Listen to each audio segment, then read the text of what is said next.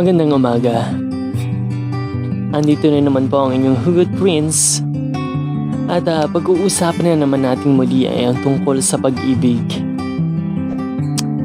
Pag-ibig na sana ay pangmatagalan o panghabang buhay. Pag-ibig na sa sobrang tagal ay sana ay pinagtibay ng panahon. Pag-ibig na sana ay humantong na sa kasalan o panghabang buhay. Ngunit mga kapatid, lagi natin pakatatandaan na ang pag-ibig hindi sa lahat ng oras ay nagtatagumpay. Andiyan ang pag-ibig na may kasamang pagsasakripisyo. Pag-ibig na kailangan na lang nating tanggapin. Isang pag-ibig na may pagpapaubaya. Pakinggan po natin ang storya ni Dal, ang isang OFW mula sa Qatar. Once again, this is your Hugot Prince, Nelto 204.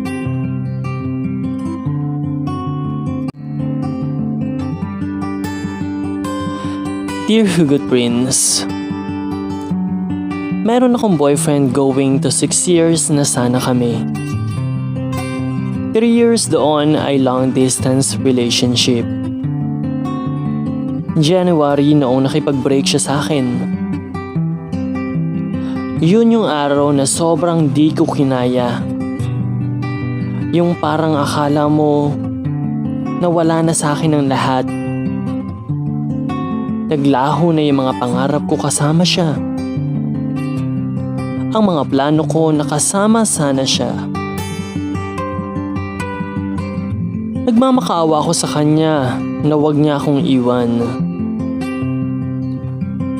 Kung may eroplano nga lang na maghahatid sa akin pabalik sa kanya. Iyak sa umaga. Iyak sa gabi. Paggising, iyak na lang ng iyak. Sinisisi ko yung sarili ko dahil siguro sa ugali ko kaya siya biglang na lang nagsawa. Sa hirap at ginhawa kami magkasama. Madami kaming masasamang mga naranasan na magkasama. Yung mundo ko sa kanya umikot. Parang siya na nga lang yung naging pangarap ko eh. Ang makasama siya habang buhay. March nung mabalitaan ko na may GF na siya. At nabuntis na niya yung babae. Inisip ko na dapat ako sana yun. Dapat kaming dalawa yung bubuo ng pamilya. Pero yung 5 years namin na pagsasama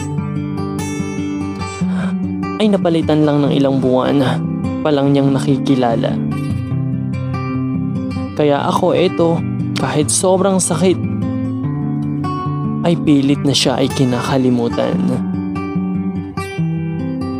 Kailangan ko muna ng self-love bago magmahal ulit.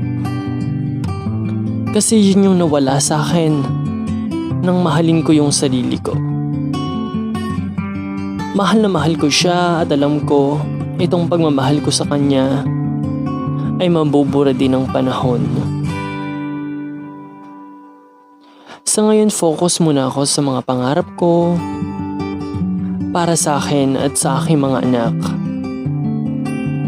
Ngayon, masasabi ko na happy na din ako kasi alam ko at may tiwala na ako kay God. Na si Jeff ay binigay sa akin ni God para maging isang lesson. Maging isang lesson sa buhay at ngayon ay natuto na ako. At ito nga po ang story ni Dal mula sa Qatar. Alam mo Dal, sobrang mahirap talaga yung sitwasyon na long distance relationship. Sobrang mahirap yung malayo kayo sa isa't isa. Bagaman sinasabi nga natin na habang tumatagal yung relasyon, sana'y pinagtitibay tayo ng panahon.